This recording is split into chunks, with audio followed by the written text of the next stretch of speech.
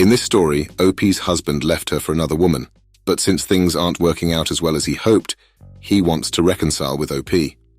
Now, OP has a decision to make, but there's a lot more to this story than what meets the eye. To find out how this story ends, get yourself a coffee and grab a bowl of popcorn so we can get into it. My ex-husband and I were together for what would have been 11 years last month. We separated in October of last year because he was having an emotional affair with an employee of his. As far as I know, it was only about a month long. I found out about it in September, but he posted on Facebook about how a year ago this month she walked into his life, and he hasn't been the same since. Well, on Friday, I woke up to a barrage of text messages from him, begging me to wake up and saying that he wanted to die. He said he wanted to go back to his family, who are on the other side of the country, because he'd rather be dead with people who care about him than dead without anyone who cares about him. As soon as I saw the messages, I tried to call him, but he didn't answer. I ended up packing my kids into my car and said, "Let's go see Daddy," acting like it was a spontaneous thing, and I wanted to surprise him like I used to. We went to his work, and he was there. He immediately started crying, saying he couldn't believe I came to make sure he was okay. We went out to see the kids, and we talked for about 20 minutes, away from them, of course. He told me that he told Diane, the woman he cheated on me with, that he couldn't be with her anymore. He didn't feel secure in the relationship and had put her on a pedestal, but wasn't getting his cup filled in return. This man did everything for her. Every morning he would make sure she had coffee, paid all the bills, cooked all the meals, cleaned their townhouse, did the laundry and ironed her uniforms, brushed her hair with his hands until she fell asleep, made her doctor appointments and got her prescriptions filled, drew pictures on napkins every morning for her, sent her sweet messages overnight, letting her know he loved her, greeted her at the door if he came home first, told her he loved her every day, kissed her goodbye every day. The list goes on and on. When she said he worshipped the ground she walked on, she wasn't exaggerating, and the thing is, these are all the things we did for each other when we first got together, so I believe it when he says he does these things for her.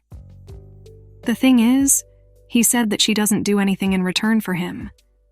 After telling me all this, he asked if I still wanted to move forward.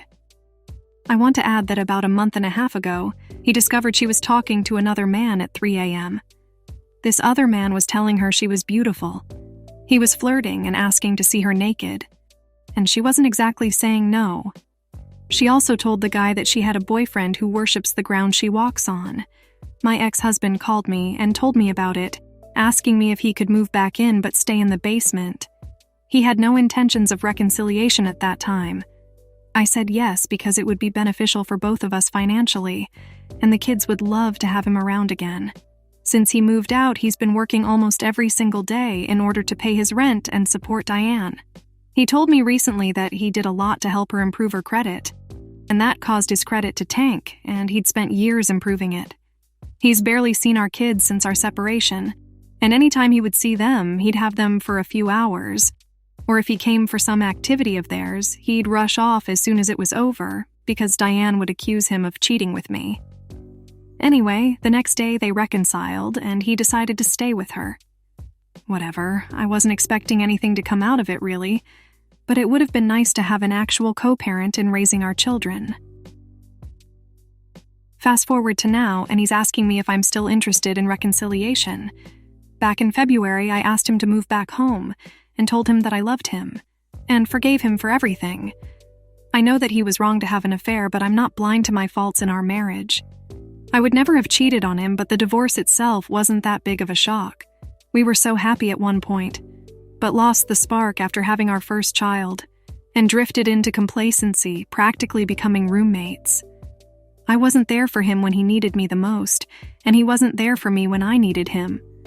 We both had a hand in our marriage falling apart, and I was more than willing to take accountability for my share if he was willing to take accountability for his. At the time, he said no. He would love to be with his kids again and said that he loves me, but wasn't sure if he was able to move past everything that was said and done. I did say some cruel things to him as we began our separation, and if I'm being honest, I meant every word of it. He wasn't a good father. He wasn't a good husband. He was selfish, and he was blind to my obvious depression. He blamed all our problems on trauma from my childhood, which our therapist said that I seem to have worked through well and have come to terms with it. Basically, I'm not going to get any better than I am at this point. Obviously, I was happy to hear that he wants to reconcile because no matter how mad I am at what he did, I always believed he was my soulmate and I forgave him for his affair a long time ago. That said, it's still an open wound that I'm working on healing. Some days I'm perfectly fine. Other days I want to punch her into outer space. Yes, I know I need to have this anger pointed toward him as well, and I did for a while. I was able to let it all out on him, and he's apologized almost every single time we spoke or met. Diane knew he was married when they met, and she knew he had kids, so she isn't an innocent party who had no idea about his family. Therefore, I feel that the anger I have towards her is entirely justified. He said he's giving her some space right now, so she can figure out where she's going to go before he tells her that she has to move out. She's refusing to speak to him right now, and I don't really blame her if I'm being honest. They were just gushing on Facebook about how much they love each other and how perfect they are for each other, and now he's telling her, "You're too good for me. I can't do this anymore. The ball's in your court about what happens next." He's incredibly insecure and always has been. He said that the only thing that he loves about her is her looks, which are the things he's most insecure about. They don't have deep conversations like we used to, and they don't have very much in common like we did. He said he misses being able to just sit in a room and talk about anything and everything with me. This is where my biggest issue lies. He loves the way she looks, but he misses the substance of our relationship. Even after he moved out and was with her, he was always reaching out to me, wanting to talk like we always did. I would refuse, though, because I knew that he was just trying to fill a void that she couldn't. I'm basically her exact opposite in every way. She's blonde, I have dyed black hair. She wears makeup, I only wear eyeliner and mascara, and maybe foundation on special occasions. She's thin and exercises, I am thick, and I don't go to the gym. I am active but not like her. I get plenty of men hitting on me, and I'm not insecure about my looks in general, but I am when it comes to him, because I know he was attracted to her and thinks she's super beautiful. This also goes back to some of the issues in our marriage. I felt like he wasn't attracted to me at all after I had our daughter, but I admit I stopped caring about my looks after her. That was when my depression was at its worst. I stopped getting my hair cut, stopped wearing makeup, and gained a good bit of weight, which I've lost since separating. It's the best I've looked in a long time. Hearing him say that he liked her for her looks was like a dagger to my heart. I asked him for this information, though.